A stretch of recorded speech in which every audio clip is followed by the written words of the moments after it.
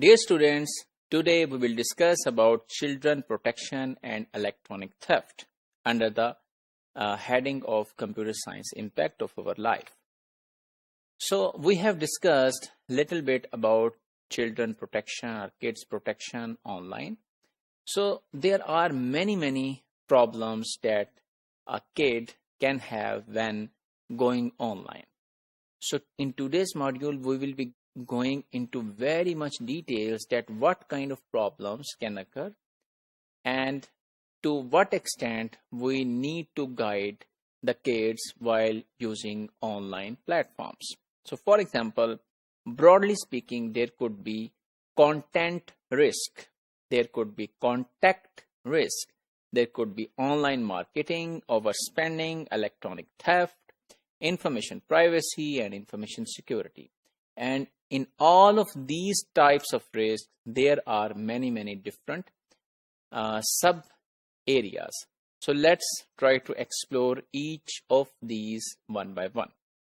So if we talk about content risk, this means that there could be an illegal content which is available to the kids.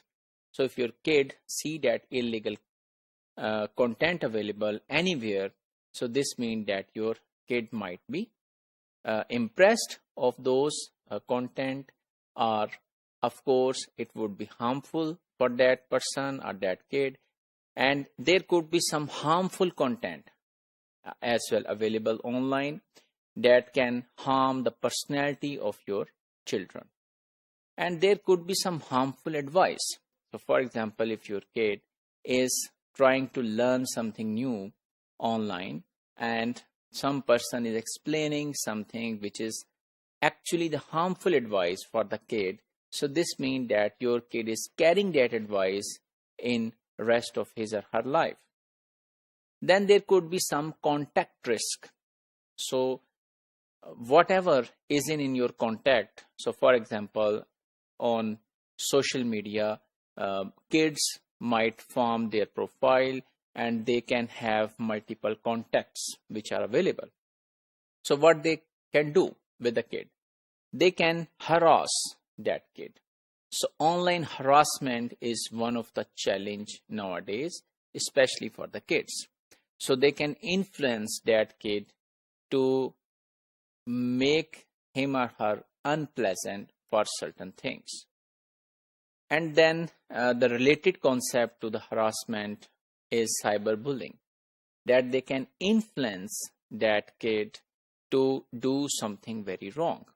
So you might have seen some of the games which were the challenges in the world, and they were saying that if you can do this means that you are really a man.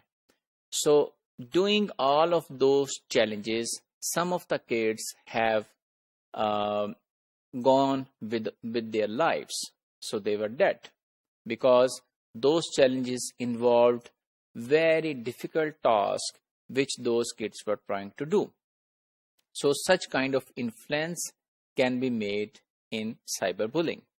Then there could be some illegal interactions with the persons which you might not feel comfortable if you are a parent.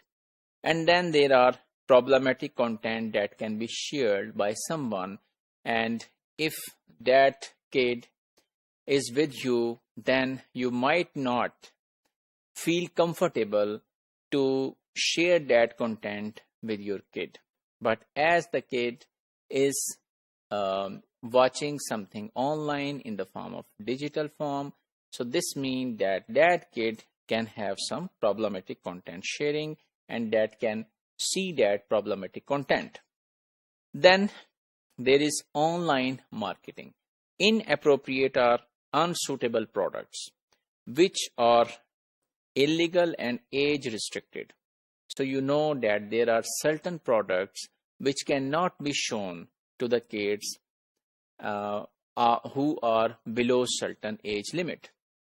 So as the kid is viewing online, so those kind of advertisements can also be thrown to that kid. Then there could be electronic theft in the form of identity theft, online fraud, online scams. So anyone is trying to make money illegally using kids. For example, they are saying that you have won 5 million euros, and the process to get those 5 million euro is very straightforward.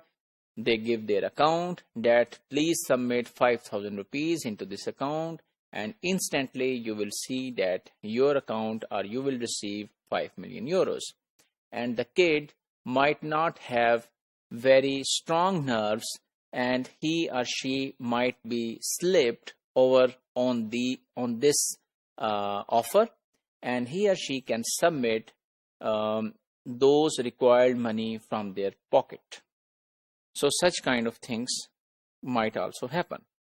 Then there is a information privacy, that personal data can be collected from the children, and we have discussed that there are certain acts which protect children from getting unnecessary or illegal information from the children.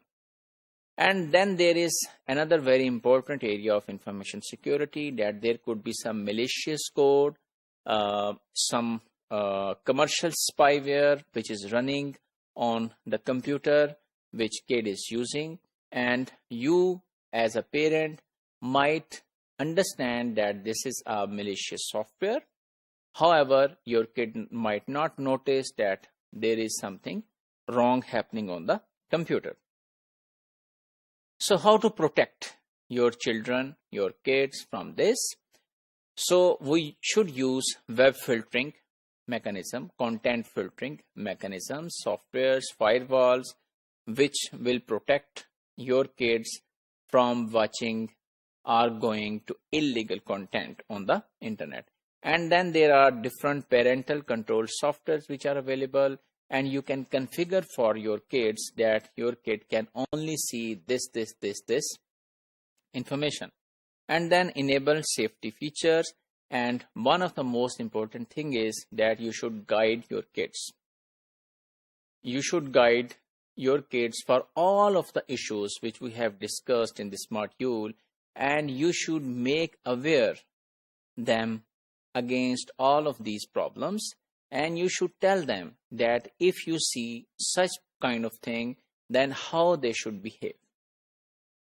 So let's summarize today's module. We have learned about child protection and electronic theft, and we have seen many different kind of risks which are available for the kids, and we have seen that what preemptive measures parents can take to overcome these risks.